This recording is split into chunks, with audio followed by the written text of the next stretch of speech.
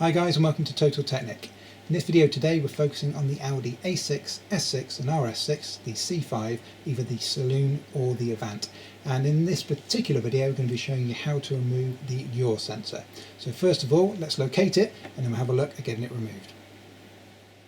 Now believe it or not, on the Audi C5 platform, the Yaw sensor is conveniently located just where you thought it would be, underneath the rear seat bench. Take a look.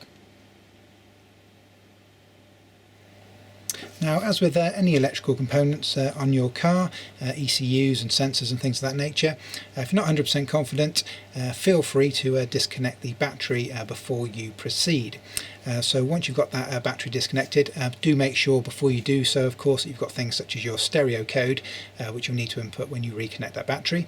But once you've got your battery disconnected, if that's what you want to do, get that done and come back and we'll disconnect the connector here. Now, to disconnect this, all you want to do is put a flathead screwdriver and just stretch that open a little bit. Give it a wiggle and a bit of a pull, like so. So you put that in the little slot, twist it a little bit, that'll open up the latch, and then twiggle the whole thing until it comes off at the end, like so. Next up, we've got these size 10s,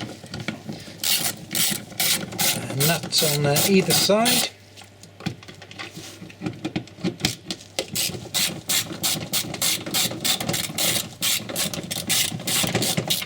Get those nuts quickly removed, and then once you've done that, you can just carefully lift the whole sensor straight up, and there it is.